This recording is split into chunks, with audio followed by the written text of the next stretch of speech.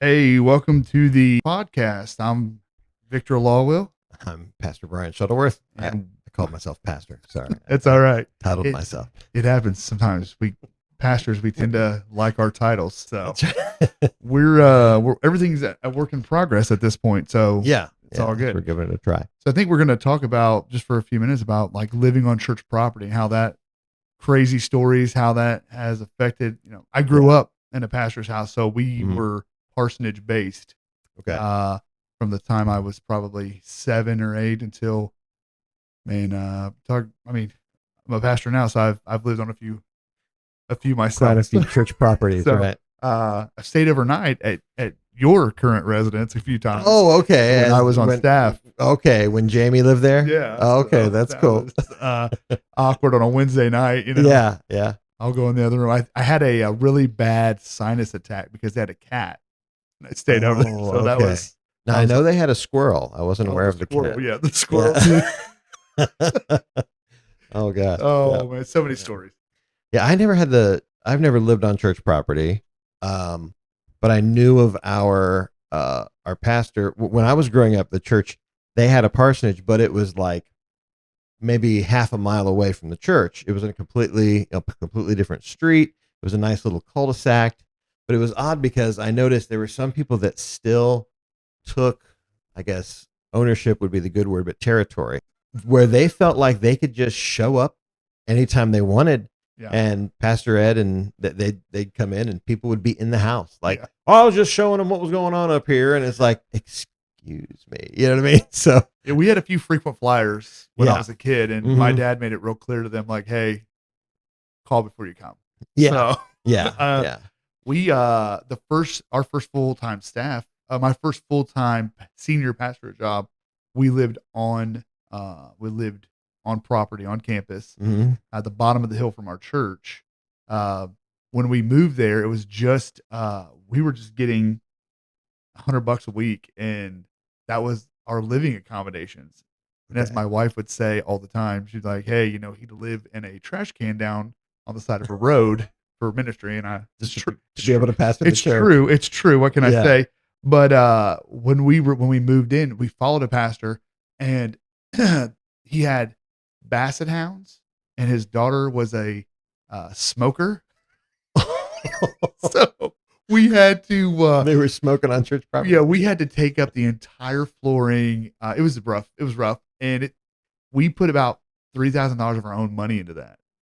The church was not where it needed to be, so we weren't going to ask. And my wife's like, if we're going to live here, so my wife's dad, who is an amazing handyman, came in, laid all new flooring and all this stuff. So put a lot of money into that. But one of the rooms was hot pink. Wow. So, Okay. but it was the biggest parsonage I have ever seen in my life. It was huge. Wow. It was ginormous. It had 3 bedrooms, 2 full baths, and Mhm. it literally had a kitchen, an eating kitchen, but it had like a side dining room that was just like a huge dining room. So it was really nice. But we would get people, for the most part, people respected our privacy there, I think. Mhm. But we had a few that felt it was awkward on Saturday mornings when the guy kind of cut the grass and you'd be trying to sleep in, and all of a sudden, Yeah. Yeah. I shot a black snake in the front yard of that property. So Oh wow. there's that. Yeah. Yeah. So it's I had a story now that when ever since we've lived here on property, the people have been extremely respectful. In fact, I kind of it wasn't too long after I was here that we did like they did a lot of renovations to the parsonage. They did new flooring, and they wanted to have it, in good shape and everything. And so felt like they were excited as we were, to come. And of course that wore off for them. I'm still excited, but I'm still excited. But I think their excitement has waned. No, I'm kidding. But so they did all the renovations, and so I decided to do like a after church, like an open house kind of thing, where it was like, come on in, see the parsonage, and see what was done. did you get a realtor? And what's that? Yeah, yeah, bake cookies, right? No, we did have snacks and everything. And there were some folks that were, and there were folks that were leaders in the church that came through like, I've never been in here. People that had been coming to church for a long time. Right. And then there was another lady that she was standing there, and she was looking into what was my boy's bedroom, and she was crying. And I said, what are you thinking about? And she goes, I got called to ministry right here in this room. Holy cow. And I said, that's amazing. I said, please tell me that story. So she shared that story. They were having a prayer meeting, an all night prayer meeting, and she was tired. And so the pastor's wife said, go over. There's an extra bedroom. That was the bed. Go lay down and, take a nap or whatever. And she goes, as soon as I laid down, I knew the Lord called me to ministry.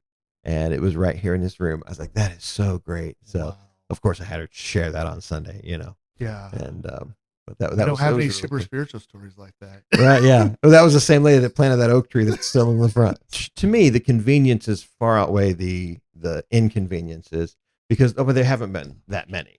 Every once in a while we'll get someone knock on the door and, if there's no one at the church, they'll come to the house. That's very rare though. Right. So, too, I think it adds a layer of safety. When we lived in our first pastoral housing situation, we were living, it was on my day off on a Monday, and I get a phone call from one of the ladies like screaming, like, get up here quick.